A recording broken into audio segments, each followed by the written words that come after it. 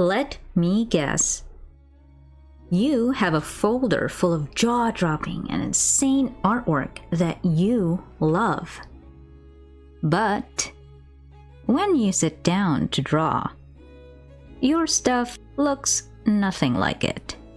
Yeah, been there, and it's frustrating as hell. So I get you. Why does this happen? And is it a bad thing? Well, I looked into it, and what I found completely changed how I approach my art. And it might just change yours too. So let's talk about it. Why doesn't my art naturally look like my biggest inspirations? 2 reasons. First, your brain knows what good art looks like. Your hand just hasn't caught up yet. This just means your taste in art has evolved faster than your drawing abilities. It's a painful gap, I know, but it means you're on the right track, and that's step 1. Reason 2. You're trying to force a style that doesn't fit. Ever spent hours copying an artist's style only to hate the final result? Yeah. That's because art style isn't something you pick off a menu. It's a mix of what feels natural to you. Look at this lighting, the composition, the colors, the details. It's insane. And then we have this. Yeah, not exactly the same, but does that actually matter? I used to think it did. But then I realized something that changed everything. I call this the art style crisis. That point where you look at your work and go, this isn't it. I once spent hours trying to paint in this style. The piece was fine. I managed to accomplish what I went in to draw, but it didn't feel like me.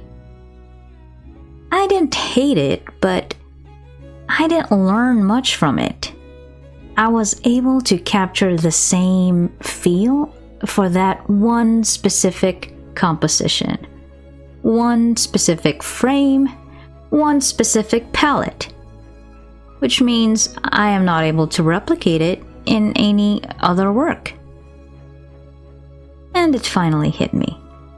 I wasn't enjoying it because I was fighting against my own instincts. But this doesn't mean your inspirations aren't shaping you. They totally are, just in a way you might not expect. Remember what I said earlier about the reasons why this happens? Your brain absorbs everything you see, but your actual drawing habits, those are built over years. So the bottom line is, you actually don't need to copy your favorite artists. Think about your favorite musicians. Do they just copy their idols? Or do they take inspiration and make something new?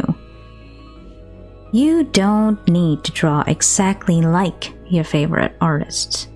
You need to figure out why you love their work.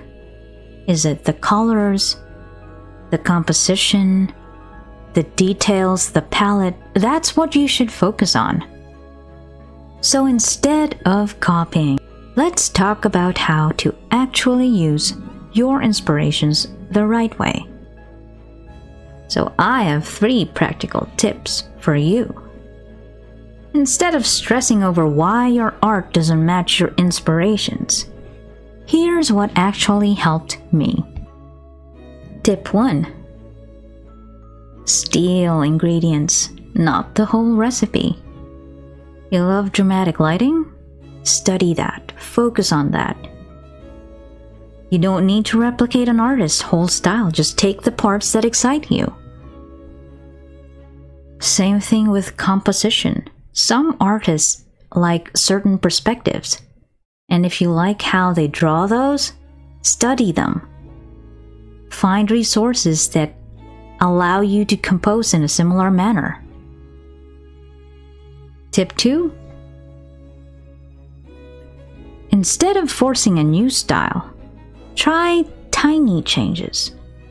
What if I used bolder shadows? What if I removed line art or used less of it? What if I exaggerated expressions more? Small tweaks help you evolve naturally. Mix influences from different places. That's how unique styles are born. Think of it like cooking. You don't just copy one dish, you combine flavors to make something new. And if you're still struggling, this is the biggest realization that changed everything for me. Once I stopped trying to fix my art and started embracing what felt natural, everything changed. Your art doesn't have to look like your inspiration pieces. It just has to be inspired by them. Instead of seeing differences as a failure, see them as proof you're developing your own creative voice.